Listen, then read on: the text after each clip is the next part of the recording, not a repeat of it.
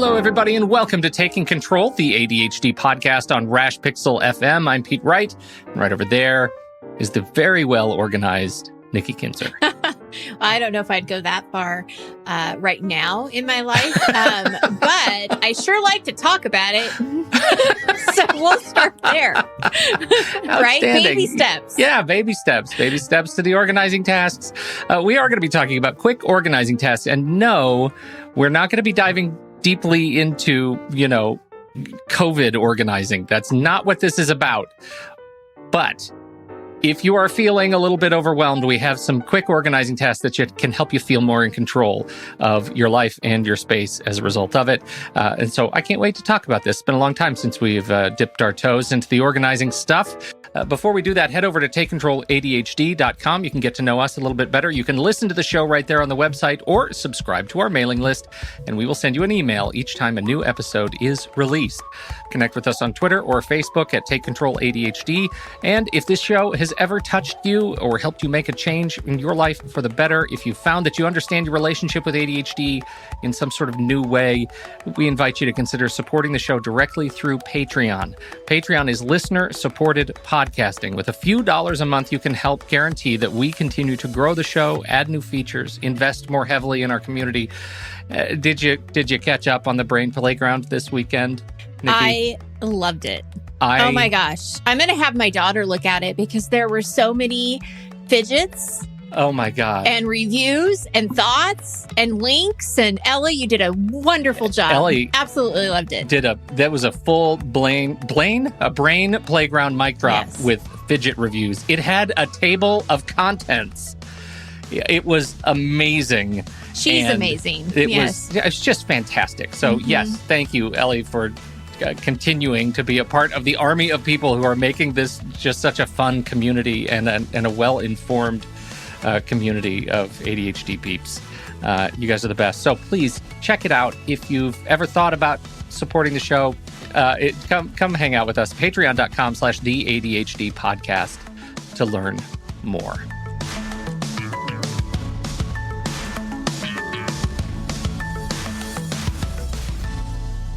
All right, Nikki.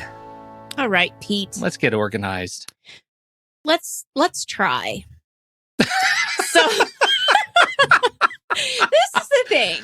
Okay, what is the thing? This is the thing. So I love that you said this is not about COVID, right? I had somebody talk to me the other day, actually it was sometime last week, and they were talking about podcasts, and they were saying that they sort of stopped listening to some of the normal podcasts because all people were talking about is COVID, and they're kind of tired of talking about COVID. And I thought, I'm kind of tired of talking about it too. Yeah. So I thought that, and that's why I'm so glad you framed this, and I'm going to frame it again too. This is not about getting organized in quarantine. I think that there's some pressure that was put on people at the beginning, oh, well, you're home. And so here, get all this stuff done, but not really taking into account that you're stressed because you just lost your job. And maybe the last thing you want to do is organize a closet, right? So it's not about that. What I want to encourage people to do is that there are quick organizing tasks that you can do that won't require a whole day of work, or, hours of your time, but will still make you feel really good about what you did and somewhat productive under, whatever circumstance it is. So that's where I'm at. Somewhat productive. Honestly, that is the bar for me, right? If you could just reach somewhat productive, right? I'm feeling good. I know, and I think that, gosh, you bring up a really good point right off the bat.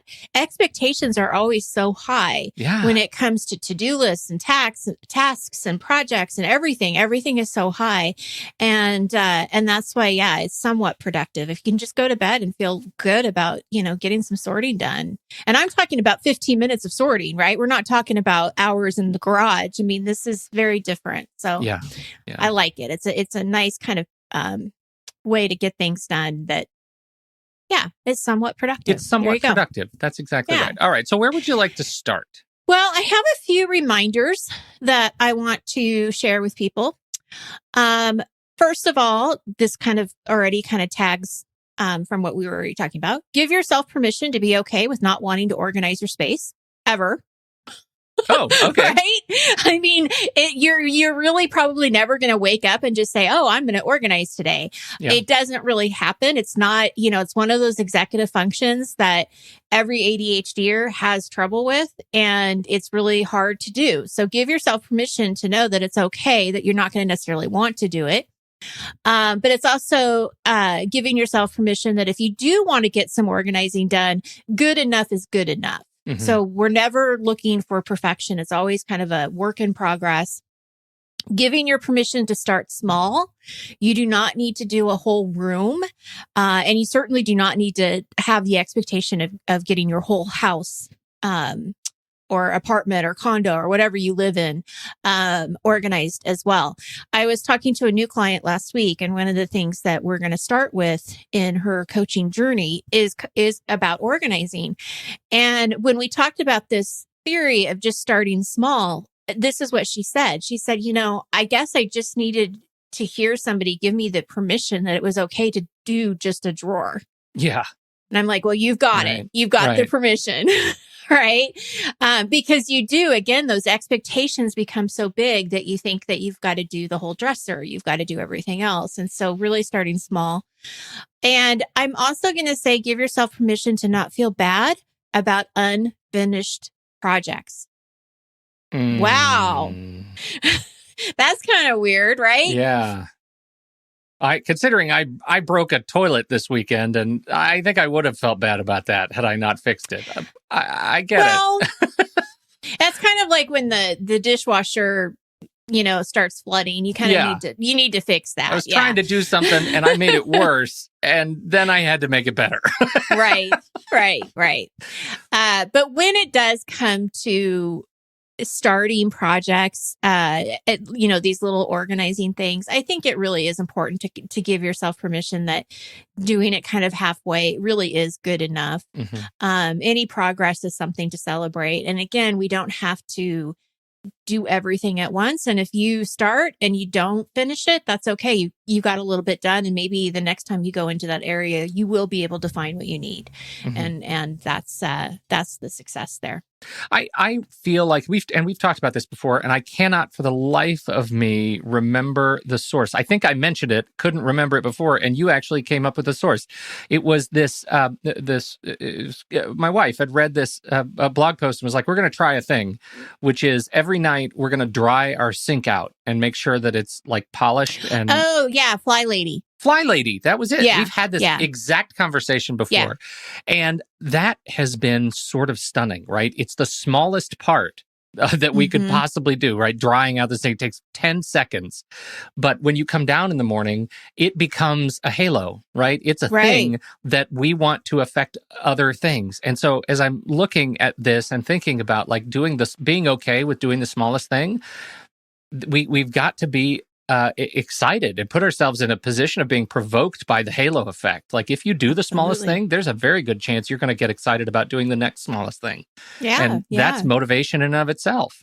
Absolutely. Well, and another example on top of that is just even making your bed every day. Yes. If you can just get to the point where you're making your bed every day and that's the only thing you're doing, at least you have some kind of order, right? Well, when I make my bed every day, I want to pick up the dirty clothes on the floor.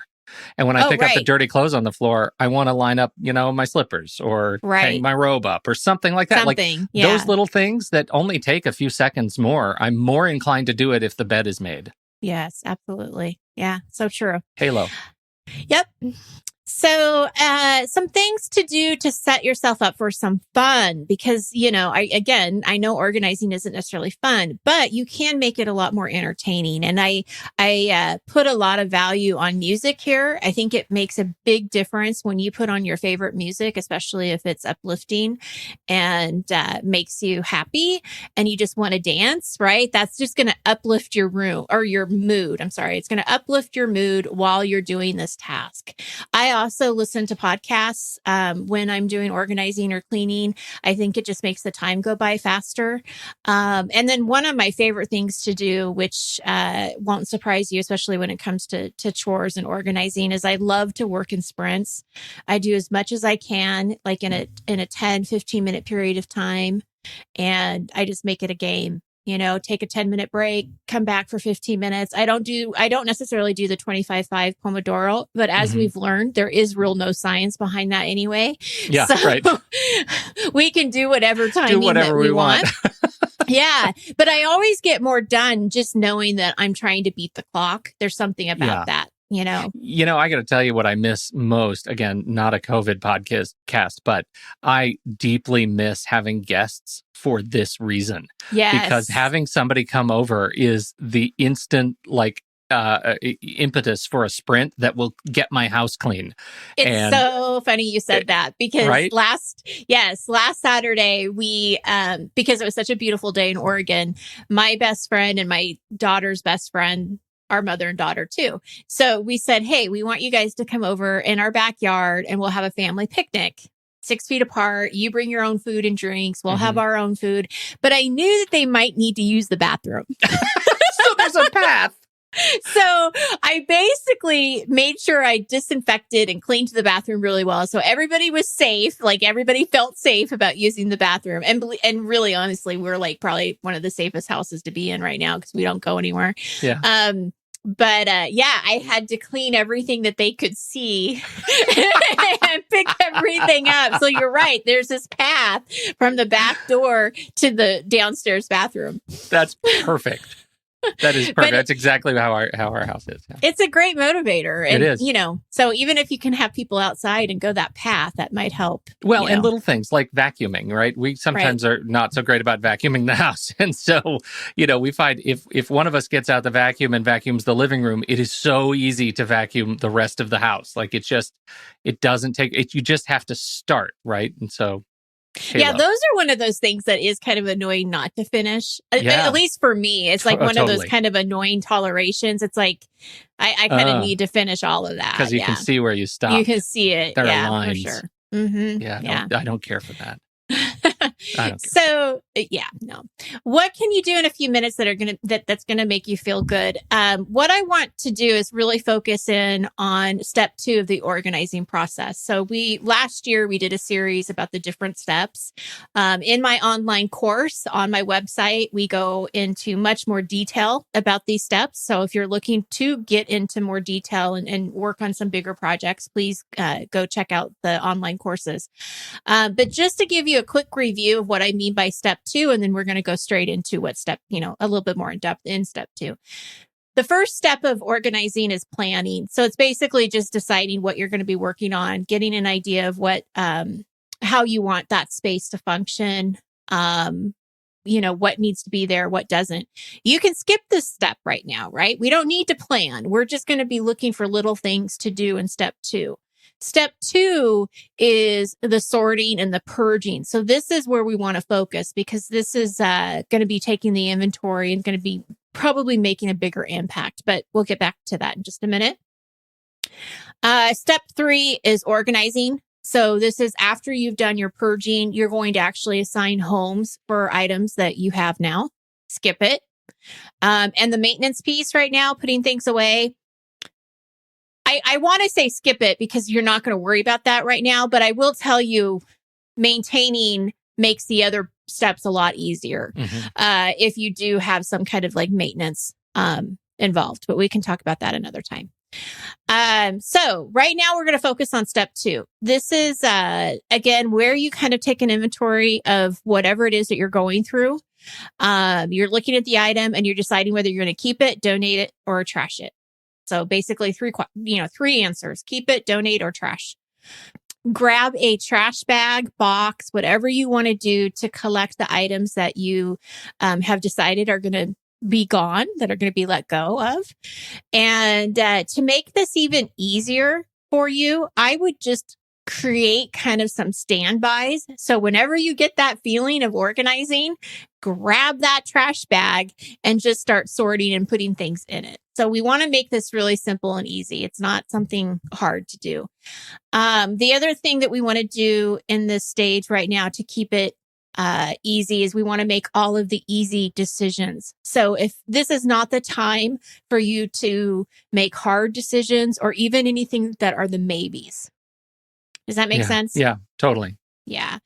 So if you can see it and you know you don't want it, then just put it away. Keep moving on. If you're not sure, keep it. Keep moving on. Right. And one of the little rules that we had put together in that course that I think I'm reflecting on right now is that if you're stuck on what maybe should be an easy decision to get rid of something, but you think, oh, maybe I should keep it around, definitely think through how hard it would be to replace it. Because it might be a thing that you could, under normal circumstances, borrow very easily from a neighbor or run down to Home Depot and get.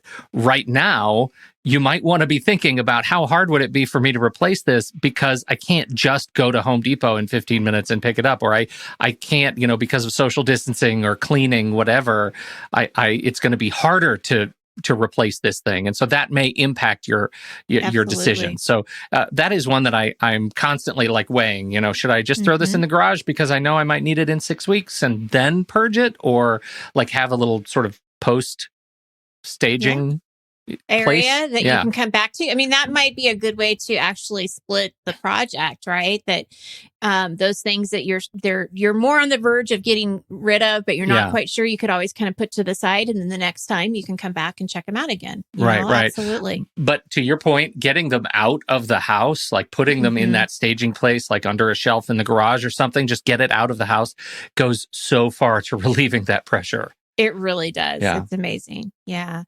So here are some just quick, easy tasks that you can do that I think, can really help make a difference.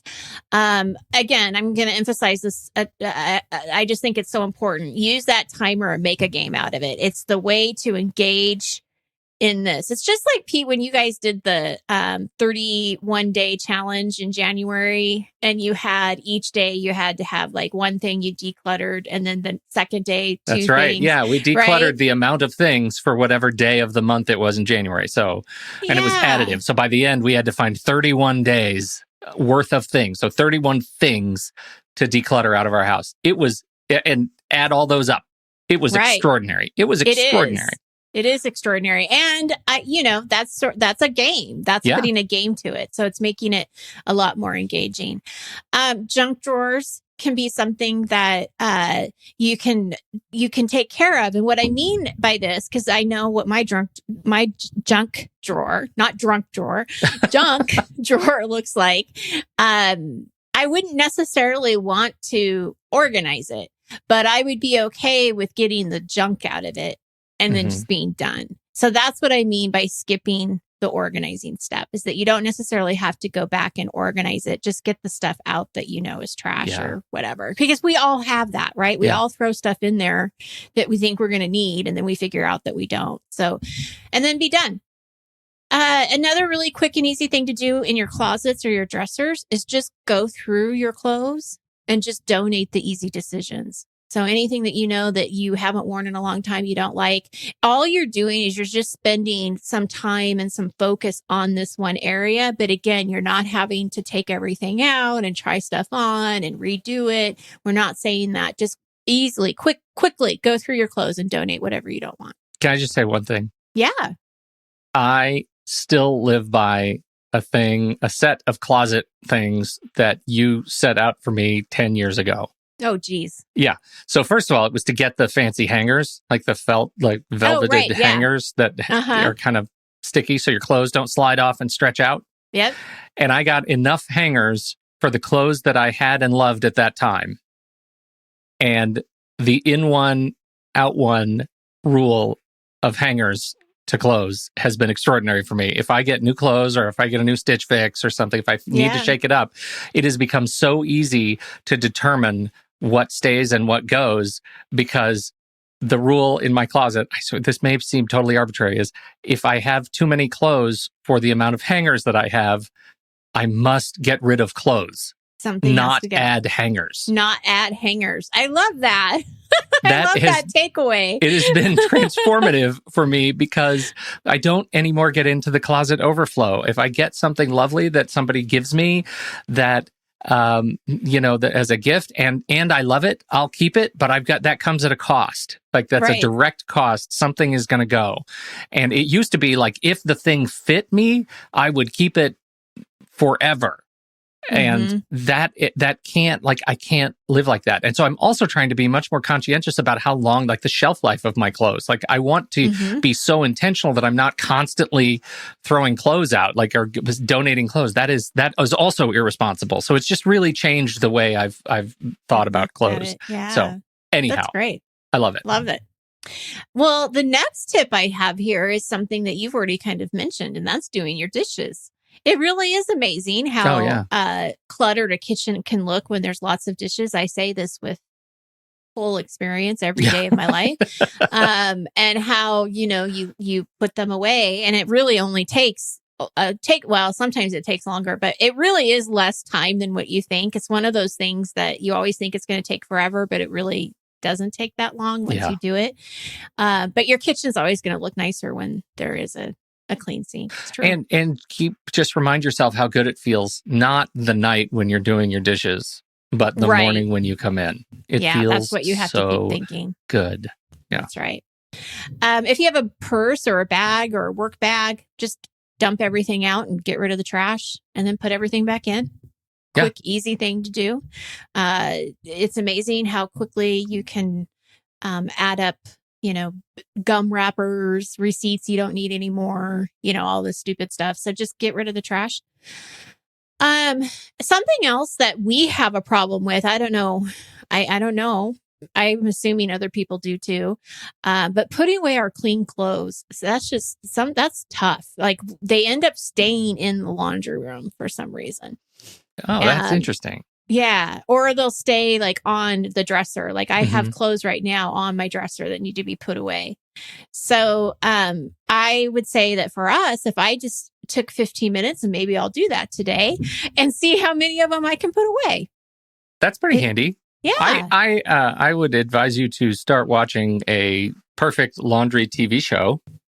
Like Bless This Mess, for example, is my laundry TV show. Yes. And so we'll put on an episode of Bless This Mess, and I have exactly 23 minutes to fold and put away the laundry. And even if I'm like kind of moving slowly, it's okay because I'm enjoying the show and I'm laughing and it kind of moves the thing forward. So what is Bless This Mess? How do I know not know about delightful. this? It's so delightful. Dax Shepard and his wife, the TV show. Yeah. Well, they are city folk and they move to the country and they inherit an old farm, and it is them integrating into this life. And it is so random and so hysterical for us, at least. It's every episode is just worth such a random chuckle. So great. Okay, I know what you're talking about. At first, I thought you were talking about like a cluttered show, like something. No. HGTV. But I'm like, what? No, the title is irrespective of like home organizing. It's just a funny show, and I like the title because it reminds me to keep moving forward with my cleaning. Right. Absolutely. That's great. Well, and then you can associate something good with something that's not as much fun too, right? So you're kind of associating it with something positive. I like that. Now this next tip really helps, I think, with the maintenance piece. And if you do this every day, I think you'd be really surprised how much clutter you could actually get rid of in your house. And that's just going around your home for 15 minutes and pick up and put away as much as you can, or, purge, just start an area, 15 minutes, purge, whatever. But I think even picking things up and putting them away can make a big difference on the maintenance piece, and get the family involved. You don't have to do it by yourself. If I tend to put the stuff that goes upstairs for the kids, I put them on the stairs. So they have to, they're either going to go, well, and this happens, they'll either like step over it. Sure. Get upstairs. Or sometimes my husband will put this note. We have this note saved where it says, before you go up, or stop. It says like stop. Yeah. take your clothes up. So that's like a nice reminder. The last time we talked about this, there was some years ago, and we started doing that, putting on the daily cleanup song, right? Loud music for 5 minutes, and you clean and purge and put things away as hard and fast as you can, the whole house, for as long as the song lasts, and then you're done. Then if it didn't get done, you put it away. You just leave it where it is for tomorrow. Eventually, the house got clean, and we stopped having to do it, right? There was this little peak where it was super fun to do every day. And then we just kind of got better at having some new habits. So that was, I kind of miss it. At the same time, I like that people have generally improved just and like to keep their stuff in their rooms. Yeah. Yeah. So. That's great. That's great. Let's see. A couple other things. Go through a stack of mail. Again, set the timer. I know that a lot of people right now are like, I have stacks of mail. I have mail everywhere. Just get a small stack, set the timer, go through as much as you want. Junk mail maybe is the only thing that you're looking at, and you're done. So that's definitely one of those projects that are going to be finished, but not necessarily completed. Same thing with any kind of stacks of paper that you have in your office or laying around anywhere on the counters, just going through it. Can't emphasize the timer. I think it's really important. Now, if you don't want the timer and you want to just work, that's great. I mean, that's certainly a wonderful thing. I just don't think it's as realistic. The other last thing I would say here is just work on one little cluttered spot. So maybe it's like a dining room table, a nightstand, whatever you think might help you be a little bit more inspired to complete it. So I think that like nightstands are a really good thing to do. Like if you have a bunch of stuff on a nightstand, just taking a couple of minutes to, put the medicines away if they're not supposed to be there, whatever, can make a big difference. And, I know tables and things like that, little areas just get kind of built up. So just spending a couple minutes to look at a cluttered area and do as much as you can. The permission part is the most important, because all of these things, even the quick and easy tasks, it's pretty easy if you're not careful to allow them to burden you. Yeah, and, absolutely. But if you start with this mindset that it's okay to do as much as I am able to do right now. It's okay that it's unfinished. It's okay that I come back when I have more energy or insight to do this. It's okay to give away. It's okay to donate. It's okay to recycle. You can make yourself feel a lot better. This has been great, Nikki Kinzer. Thank you. You want to talk a little bit about next week? Yeah. So next week, we're going to have a special guest coming on our show for the very first time. Her name is Lisa Woodruff. I'm guessing that probably many people have heard from her. She's from Organize 360, and she's the creator of that website. And there's lots of different products and things like that she does, and courses and everything. So she specifically next week is going to be here to talk about the Sunday basket, which from what I've heard, I know some clients have had some real great success with this idea, and it's going to talk about mail and filing and some of the paper clutter that is probably piling up. So excellent. Yeah, I'm Sunday excited to meet her. Yeah, absolutely. That'll be delightful. She's been great to exchange email with, in prep. So looking forward to seeing her in real life next week. So thank you, everybody, for hanging out with us. We appreciate your time and your attention. On behalf of Nikki Kinzer, I'm Pete Wright. We'll catch you next week right here on Taking Control, the ADHD podcast.